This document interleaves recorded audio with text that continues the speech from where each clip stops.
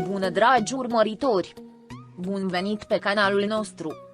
Halil și-a respectat contractul, și-a respectat rolul principal oferit la începutul serialului, amândoi când li s-a oferit roluri principale în serial știau că sunt mai multe sezoane, au citit scenariul cu 3 luni înainte de a începe filmările.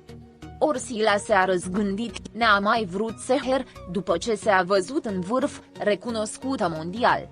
A reziliat unilateral contractul, a plecat la concurența prin noul manager, tatăl Alinei Boz, pentru că s-a văzut vedetă, a venit cu solicitări de salariu mărit, neacceptat de producător. Și cu ce este de vina Halil că a plecat Sila? A respectat contractul, joacă cu orice partener ai alege producătorul.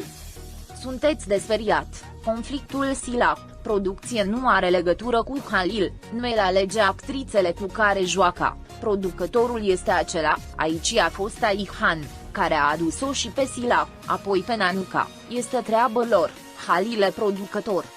E actor, joacă cu cine îi se pune în fața. Veți afla adevărul la terminarea serialului, nu este vinovat cu nimic, îl denigrați degeaba.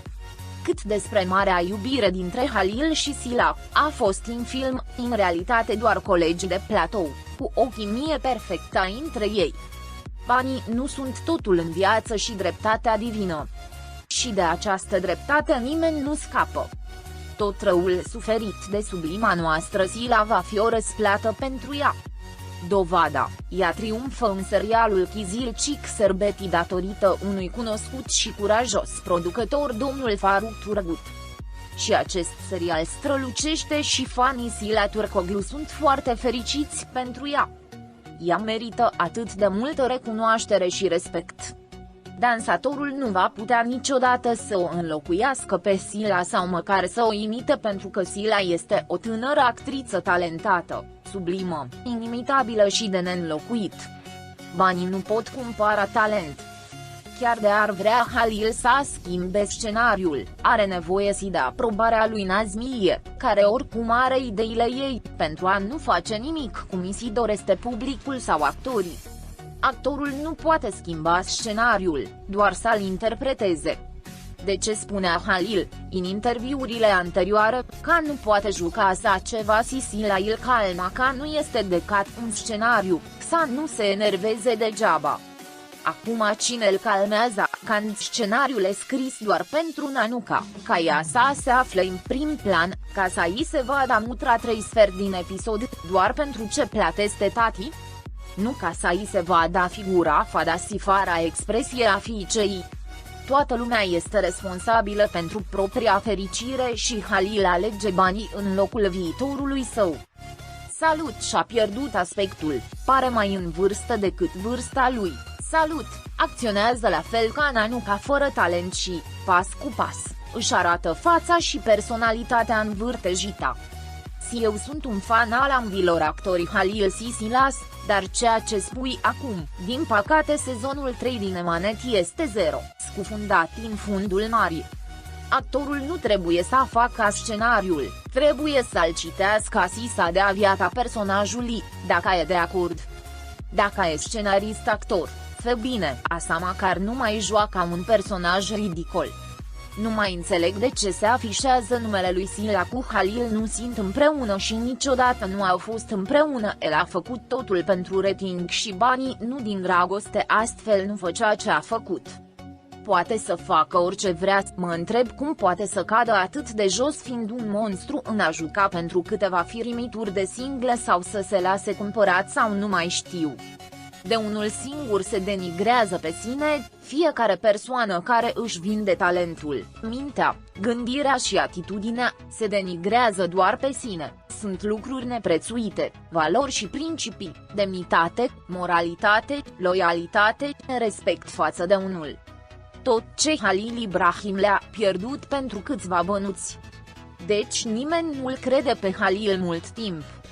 Ai spus pe bună dreptate, cum poți avea încredere în trădătorii ticăloși?